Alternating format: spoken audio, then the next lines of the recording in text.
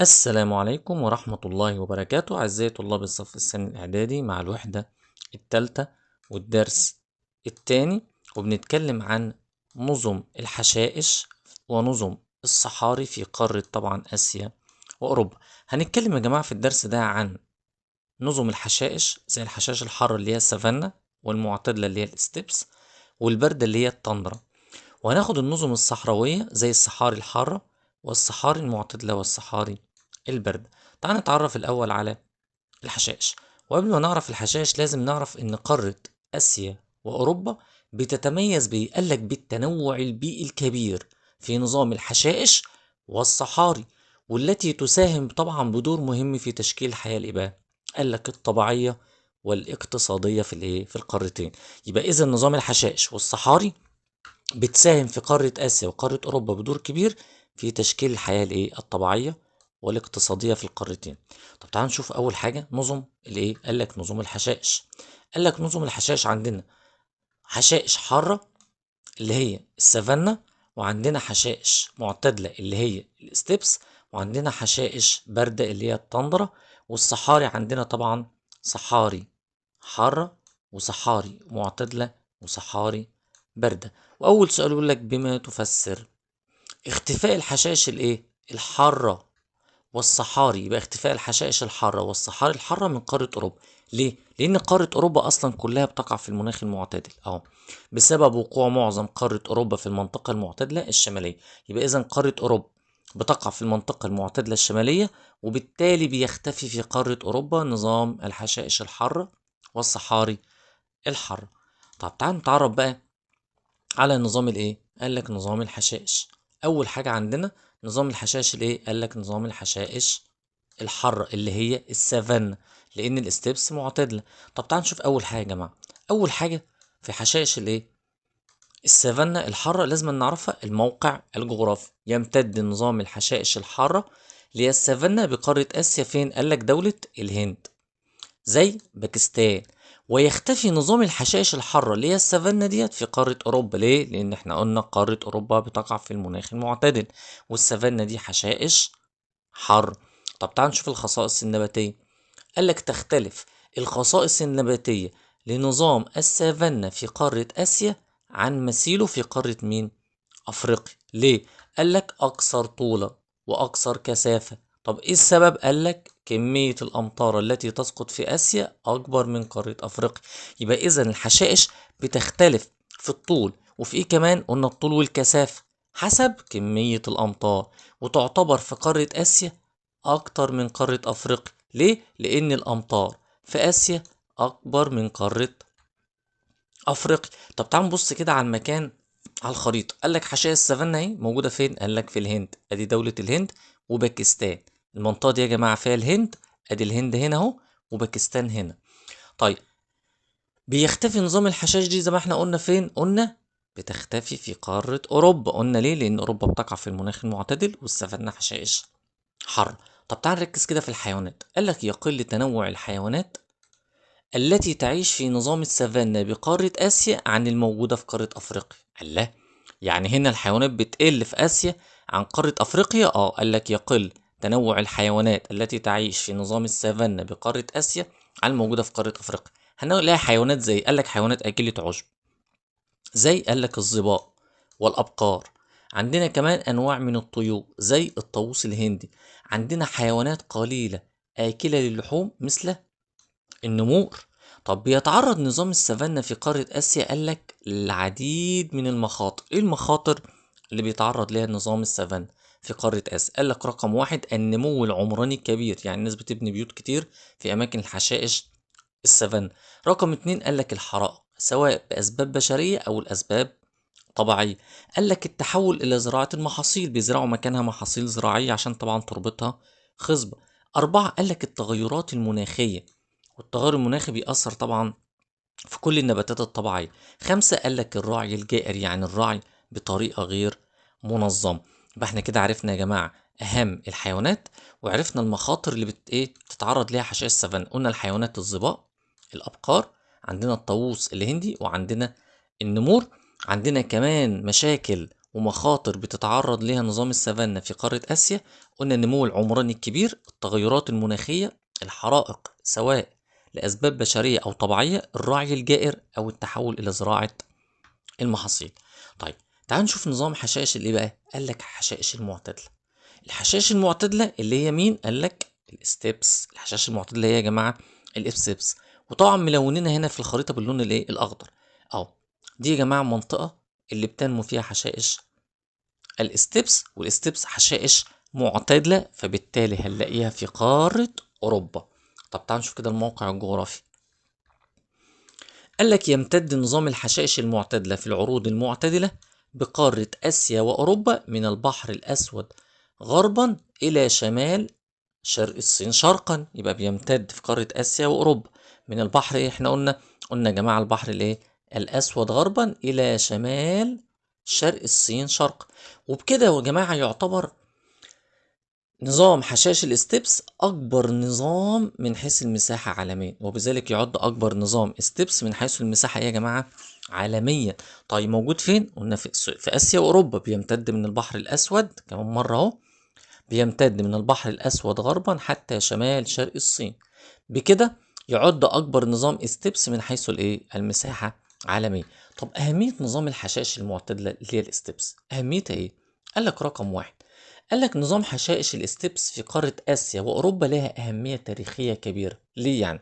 إيه الدليل على كده؟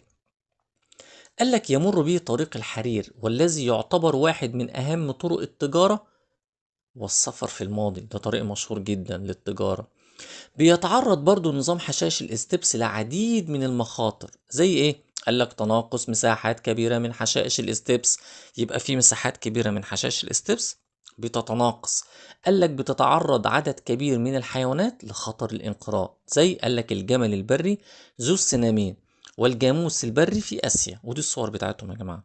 طب يعني ايه العروض المعتدلة؟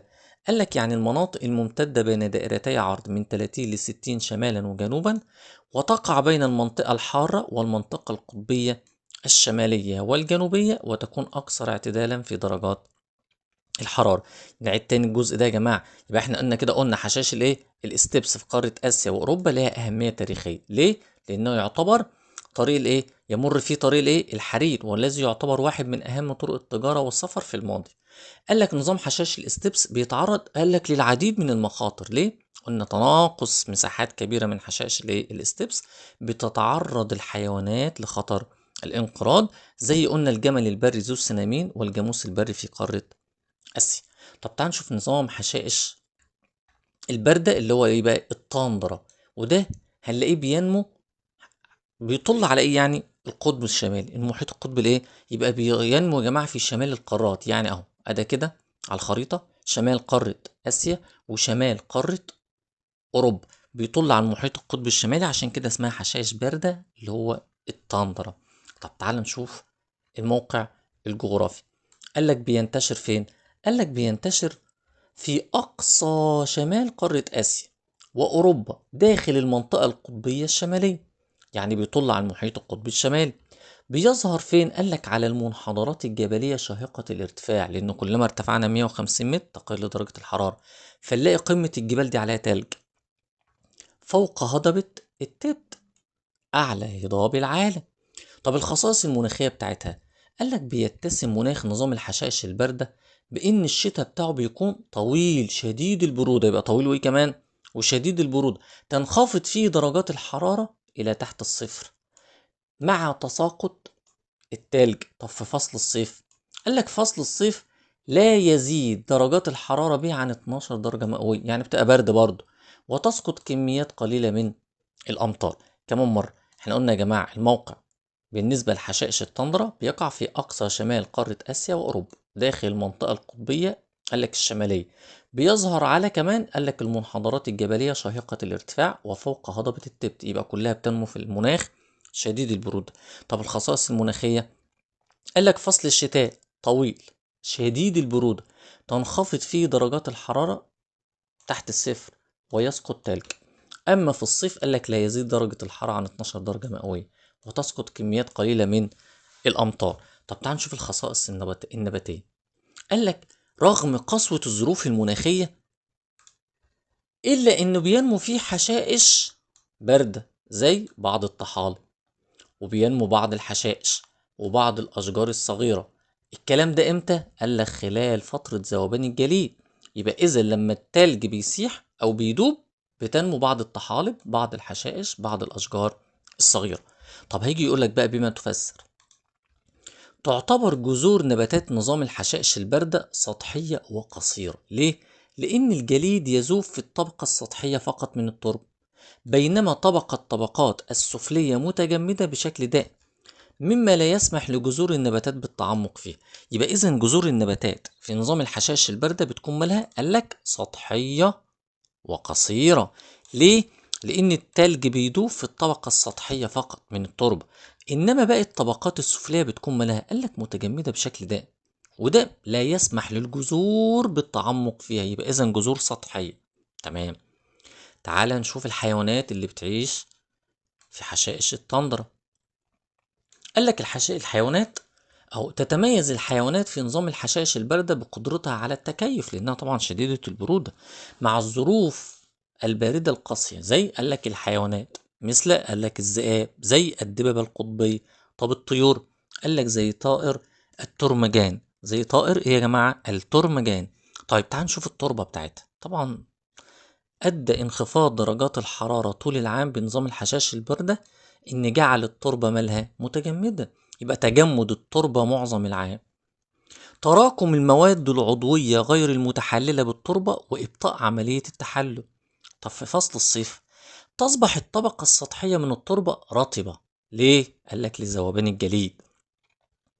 ويتعرض نظام الحشائش الباردة اللي هي التندر لعدة مخاطر. لا نعيد الجزء ده تاني. احنا قلنا دلوقتي التربة مالها؟ قالك بسبب انخفاض درجات الحرارة طول العام أصبحت التربة قالك متجمدة معظم العام، بيتراكم فيه المواد العضوية الغير متحللة بالتربة، وبالتالي بيؤدي إلى إبطاء عملية التحلل. طب في فصل الصيف قالك تصبح الطبقة السطحية من التربة رطبة. بسبب ايه؟ قالك ذوبان الايه؟ الجليد. فبيتعرض طبعا نظام الحشائش الباردة اللي هي التندرة لعدة مخاطر. زي قالك رقم 1 تلويث الايه؟ قالك تلويث البيئة. 2 قالك تهديد الحياة البرية.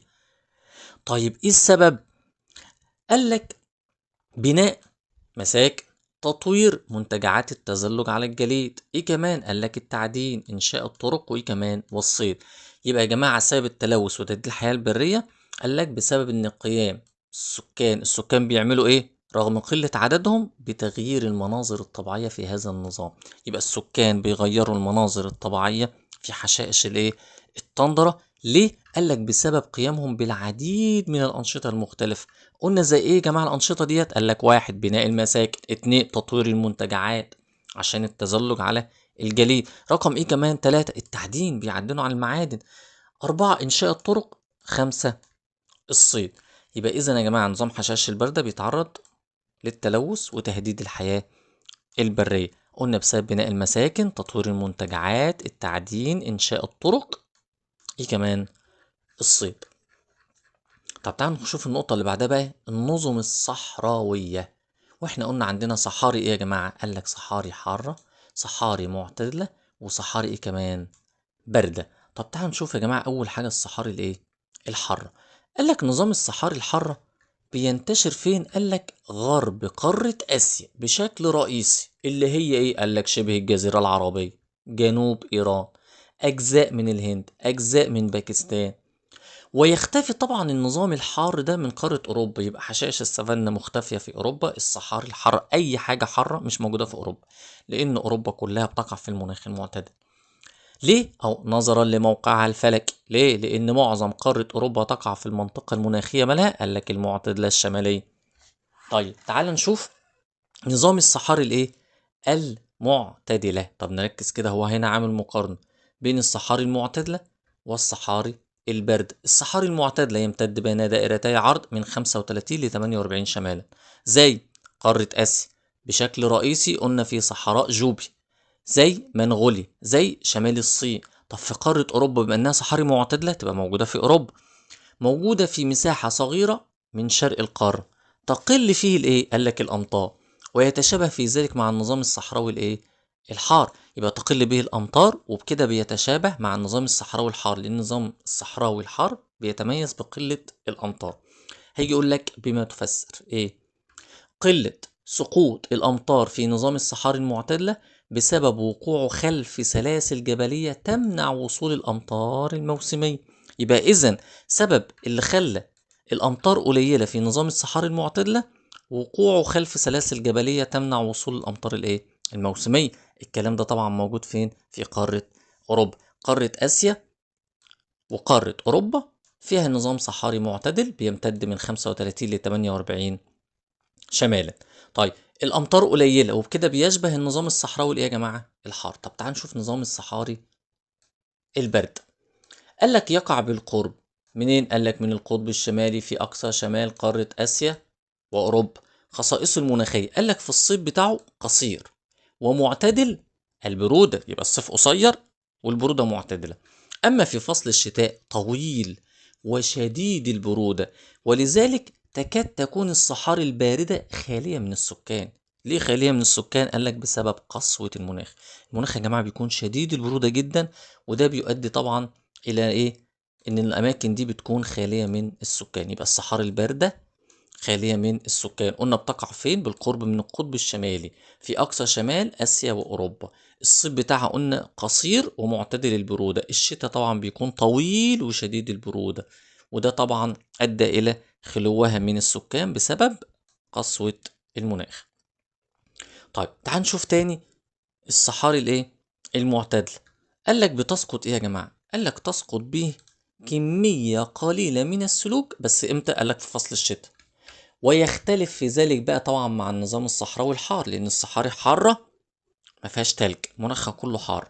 طب تعال نشوف النباتات يا جماعة في الإقليم الصحراوي المعتدل. قال لك قليلة ومتناثرة، يعني متباعدة عن بعض، وقصيرة، ويوجد فوق أوراقها غطاء شمعي للحفاظ على رطوبتها. طب جذورها قال لك طويلة حتى تصل إلى المياه الجوفية، وينتشر بها أشجار مثل شجر إيه يا جماعة؟ السدر، وحشائش صحراوية مثل الشيح. طب تعال نشوف الصحاري الباردة. يتعذر طبعا يا جماعة نمو النباتات بجميع أنواعها في نظام الصحاري الباردة. تربتها جليدية. قال لك الانخفاض الشديد في درجات الحرارة معظم السنة. درجة الحرارة منخفضة معظم شهور السنة. احنا قلنا الشتاء ماله؟ شديد البرودة وطويل، ولكن قد تنمو بعض الطحالب خلال فصل الصيف ايه يا جماعة؟ القصير. طب تعال نشوف الحيوانات. الصحاري المعتدلة أهم حيواناتها الغزلان، السحالي، العناكب. العناكب دي طبعا حشرات، السحالي زواحف، الغزلان ديت حيوانات. طيب تعال نشوف يا جماعة.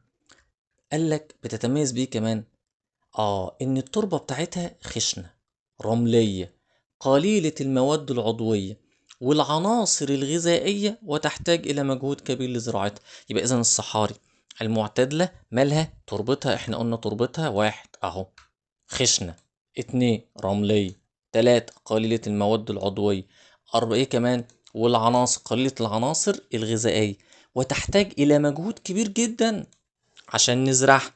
طب تعالوا نشوف الصحاري الباردة. قال لك يعيش فيها عدد قليل جدا من الحيوانات زي الرنة.